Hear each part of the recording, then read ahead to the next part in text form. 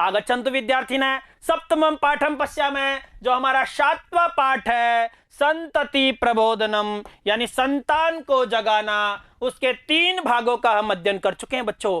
पहले भाग में हमने महर्षि अरविंद का परिचय जाना, भारत माता का वर्णन जाना, किस प्रकार से भारत माता प्रतंत्रता से युक्त है। दूसरे भाग में हमने 2 पद्यों का अध्ययन किया, तीसरे भाग में भी हमने 2 पद्यों का अध्ययन किया, और चतुर्थ भाग है आपके सामने है, चौथा भाग है भारतीयान शत्रुनाशाय प्रेरणम, यानी भारतीय लोगों को शत्रुनाश के लिए किस प्रकार से प्रेरित कवि के माध्यम से भारत माता कर रही है। और वो श्लोक होंगे पंचम षष्टम श्लोक, यानी 5वां और 6ठा श्लोक होगा इस पाठ का।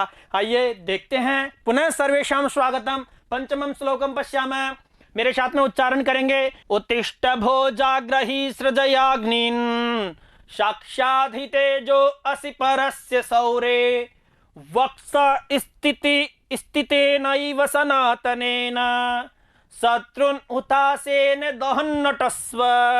यानी बच्चों किस प्रकार से भारत माता अपने पुत्रों का, अपने संतान का आह्वान कर रही है, इनके अर्थों को देख लेते हैं। जागृही का मतलब होगा जागो, सृजय यानी उत्पन्न करो, सौर्य का मतलब हुआ कृष्ण के, हुतासेन यानी अग्नि के द्वारा, नटस्व यानी नष्ट करो या भगा दो। इस प्रकार के इनके कुछ कठिन शब्द थे। इसका प्रसंग देख लेते हैं बच्चों। यह श्लोक हमारी पाठ्य पुस्तक शाश्वती के प्रथम भाग के संतति प्रबोधनम शीर्षक पाठ से लिया गया है। भारत माता को महाकाली के रूप में कवि ने चित्रित किया है तथा भारतवासियों को प्रेरित किया है कि वे उठे और जागे, अर्थात अपनी प्रतंत्रता को का ध्यान करते हुए उठे और जागे। और कहा है अन्वय में हम देखते हैं, भो उत्तिष्ठ जाग्रही सृजय अग्निन, भो उत्तिष्ठ जाग्रही अग्निन सृजय ही त्वं परस्य शौरे साक्षात तेजसि वक्ष स्थितेन एवं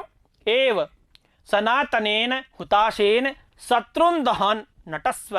तो बच्चों ये एव है। तो हम देखते हैं अन्वय को कि भो उत्तिष्ठ, अरे भारतीयों उठो, अरे भारतीयों उठो, जाग्रही जागो, अग्निन सृजये और अग्नि को पैदा करो, अपने अंदर अग्नि को पैदा करो। ही त्वम यानी ही निश्चय ही, तुम यानी तुम, परस्य यानी शत्रु के सहारक हो, सोरे कृष्ण के समान शत्रु के सहारक हो। क्या? साक्षात तेजसी, साक्षात क्या हो? तेज हो। और कहता है वक्ष स्थितेन एव सनातनेन हुताशेन शत्रुन दहन नटस्व। और कहता है कि वक्ष स्थितेन यानी वक्ष स्थल पर स्थित, सनातनेन सनातन, हुताशेन अग्नि के द्वारा, शत्रुन यानी शत्रुओं को, दहन नटस्व और शत्रुओं को दहन करते हुए, उनको जलाते हुए क्या करो? नष्ट करो और भगा दो, नष्ट करो और यहां से भगा दो। दोबारा देखते हैं कि अरे भारतीयों, अरे प्यारे भारतीयों उठो, जागो, अग्नि को पैदा करो, अग्नि को उत्पन्न करो, क्योंकि तुम क्या हो? शत्रु संहारक, कृष्ण के साक्षात क्या हो? तेज हो। और आगे कहता है वक्ष स्थितेन एव सनातनेन हुतासेन शत्रुन दहन नटस्व। और आगे कहता है कि वक्ष स्थल पर स्थित सनातन अग्नि के द्वारा शत्रु को जलाते हुए जलाओ और नष्ट करो और यहां से भगा दो। इस प्रकार का इस श्लोक में का अर्थ है। तो वापस श्लोक की ओर चलते हैं प्यारे बच्चों। कहा है उत्तिष्ठ भोजाग्रही, अरे भारतीयों उठो और जागो, अग्नि की उत्पत्ति करो, अग्नि उत्पन्न करो। तुम क्या हो? साक्षात ही तेजो असि परस्य शौरे, यानी शत्रु संहारक कृष्ण के साक्षात क्या हो? तुम तेज हो। वक्ष या स्थल पर स्थित सनातन अग्नि के द्वारा तुम शत्रु को जला दो और यहां से भगा दो और नष्ट कर दो। इस प्रकार का इस श्लोक का भाव है प्यारे बच्चों। तो इसके हम व्याकरणात्मक प्रश्नों को देख लेते हैं। उससे पहले विशेष में मैंने बताया है कि यहाँ भारतीय लोगों को शत्रु संहारक श्री कृष्ण के समान तेजस्वी बतलाते हुए उन्हें अपने तेज द्वारा शत्रुओं को नष्ट करने हेतु प्रेरित किया गया है। इस प्रकार से इसमें प्रेरित किया गया है। व्याकरणात्मक प्रश्न को देख लेते हैं। शौर्य का मतलब हुआ सूर, शब्द है यहाँ ये धातु है तो इससे बनेगा सौरी। क्या बनेगा बच्चों? सौरी। और सौरी जो शब्द है उसका षष्ठी विभक्ति एक वचन में बनेगा हरि के समान सौरे। सौरे तो कृष्ण से सौरे तो सूर्य प्लस ई है और षष्ठी विभक्ति का एक वचन का ये रूप है सौरे। उसी प्रकार से सृजय, सृज धातु है, लोट लकार का ये रूप है, मध्यम पुरुष का एक वचन सृजय, मध्यम पुरुष का एक वचन सृजय।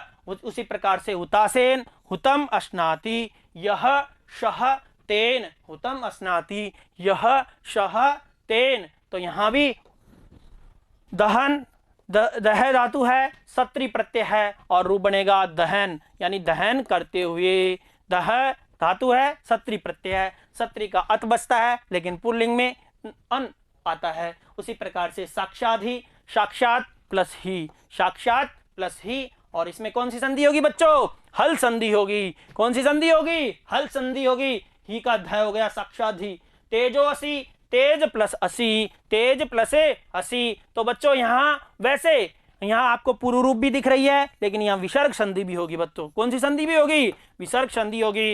विसर्ग संधि और पूर्व रूप दोनों ही संधि होती है बच्चों ऐसे स्थान पर। पहले लेकिन विसर्ग का ओ होगा, यहाँ विसर्ग का ओ होगा और उस ओ का क्या बनेगा? तेजो प्लस असी, तेजो प्लस असी। तेजो असी, देखो दो स्थिति आ गई तो हमारा एक सूत्र कहता है एंगो पदांता दति। एंगो पदांता दति सूत्र कहता है कि पदांत ए और ओ के बाद में, पदांत ए और ओ के बाद में ए आए तो उस ए का क्या हो जाता है? अवग्रह हो जाता है, उसका पूर्व रूप हो जाता है। इस प्रकार से अस्मिन पद्ये उपजाति वृत्तम वर्तते। इस पद में उपजाति छंद है। कौन सा छंद है बच्चों? उपजाति है। तो इस प्रकार से हमारा ये श्लोक पूरा हुआ। 5वां श्लोक हमने देखा। उत्तिष्ठ भोजाग्रही सृजयाग्निन साक्षाधि तेजो असि परस्य सौरे वक्ष स्थितेनेव सनातनेन शत्रुन हुतासेन दहन्नटस्व। तो इस प्रकार से आइए छठे श्लोक की ओर चलते हैं बच्चों। छठा श्लोक हमारा कहता है, क्या कहता है? अस्ते एवं लोहो निशितश्च खंग कुर्रासतग्नि नदति हि अमत्ता कथम निरस्त्रो असिमृतो असीशेषे रक्षस्व जातिम परहा भवार्य। तो बच्चों क्या कहता है? अस्ति एवं, अस्ति यहाँ भी संधि है, लोह निशितश्च खंग कुर्रा शतग्नि नदति हि मत्ता कथम निरस्त्रो असि मृतो असि शेषे रक्षस्व जातिम परहा भवार्या। इसके कठिन शब्दों को देख लेते हैं। निशित का मतलब हुआ पैना किया हुआ, निशित का मतलब होता है पैना किया हुआ। कुर्रा यानी भयंकर, मत्ता यानी मदमाश, शतग्नि का मतलब होता है तोप या बंदूक। शतग्नि का मतलब होता है तोप या बंदूक। उसी प्रकार से नदति का मतलब हुआ बोलती है। निरस्त्र का मतलब अस्त्रों से रहित, अस्त्रों से रहित। परहा का मतलब हुआ शत्रुओं को मारने वाला। रक्षा का मतलब रक्षा करो। तो इसका अन्वय देख लेते हैं बच्चों पहले, सबसे पहले। उससे पहले प्रसंग है। यह श्लोक संतति प्रबोधनम शीर्षक पाठ से अवतरित है। प्रस्तुत श्लोक में कवि का कथन है कि तुम्हारे पास अस्त्र है। कवि आह्वान कर रहा है कि तुम्हारे पास क्या है? अस्त्र है, तोप है, तलवार है, बंदूक है और अतः शत्रुघाती श्रेष्ठ आर्य बनकर अपनी जाति की रक्षा करो, अपनी संस्कृति की रक्षा करो, अपने भारत माता की रक्षा करो। इस प्रकार से कवि का आह्वान है। तो अन्वय है लोह निशीतः च खंग अस्ति एव इह कुर्रा मत्ता शतग्नि नदति त्वं कथम निरस्त्र असि शेषे मृत असि स्वजातिम रक्ष परहा आर्य भवः। तो बच्चों इसको हम देख लेते हैं कि लोह निशितम यानी लोह यानी तुम्हारे लोहे से बने हुए क्या अस्त्र है। निशित, निशित का मतलब हुआ पैनी की गई। क्या? खंग का मतलब हुआ तलवार। अस्ति यानी तुम्हारे लोहे से बने हुए अस्त्र है और तुम्हारी पैनी की गई क्या है? तलवार है। हे आर्य लोगों, हे भारतीय लोगों, तुम्हारे पास लोहे से बने हुए वस्त्र है, अस्त्र है और तुम्हारी पैनी की गई तलवार है और यह कुर्रा मत्ता शतग्नि नदती, और कहता है यह, और साथ में यहां पर क्या है, कुर्रा यानी भयंकर, कुर्र यानी भयंकर, मत्ता यानी मत वाली, शतग्नि, शतग्नि का मतलब होता है तोप, नदती का मतलब बोल रही है, और तुम्हारी भयंकर मत वाली तोप बोल रही है या गरज रही है, नाद कर रही है।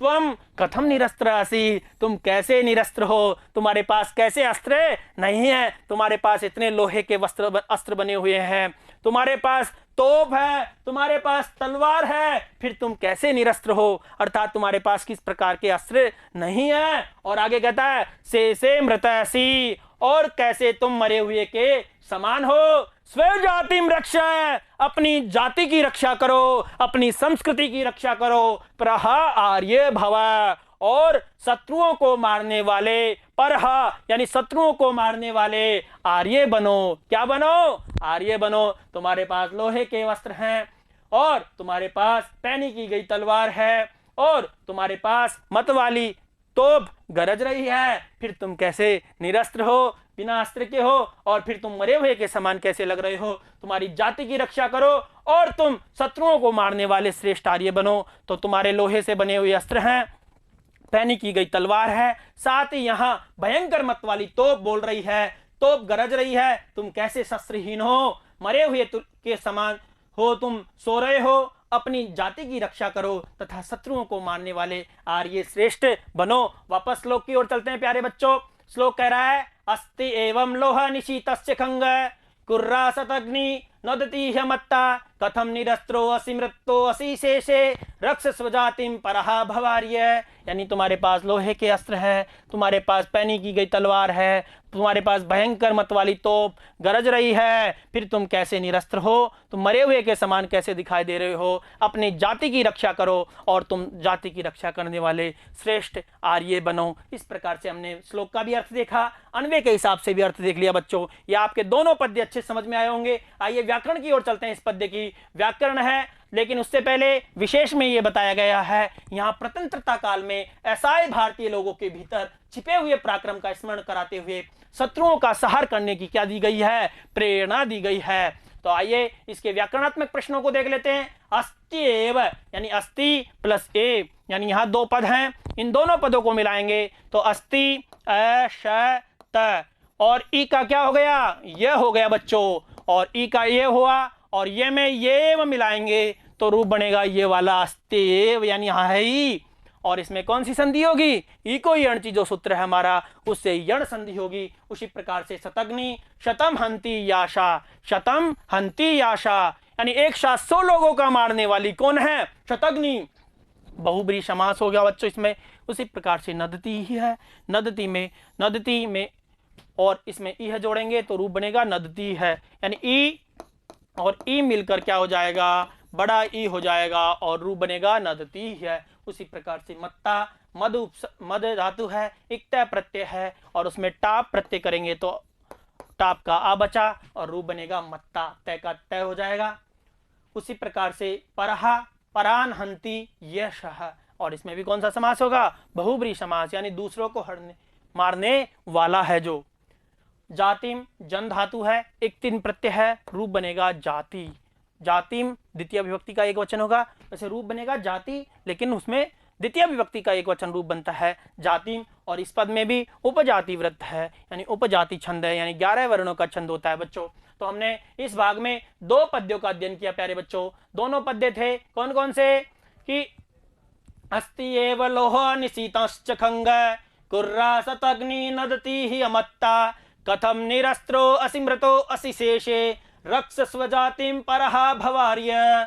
उसी प्रकार से 5वां हमने श्लोक देखा। 5वें श्लोक में हमने देखा था बच्चों, उत्तिष्ठ भोजाग्रही सृजयाग्निन साक्षात् हि तेजो असि परस्य शौरे वक्ष स्थितेनेव सनातनेन शत्रुन हुतासेन दहनटस्व। इस प्रकार से इस भाग में हमने 2 पद्यों का अध्ययन किया। ये 2 पद्य हमारे अच्छे से समझ में आए होंगे। इस प्रकार से हमने कुल इस पाठ के 6 पद्यों यानी 6 श्लोकों का अध्ययन कर लिया बच्चों। ये 6 पद्य आपके अच्छे से समझ में आए होंगे। 7वां और 8वां पद्य हम इसके अगले भाग में लेकर प्रस्तुत होंगे, अगली कक्षा में लेकर प्रस्तुत होंगे। बहुत बहुत धन्यवाद। पुनर्मिलामः। नमो नमः।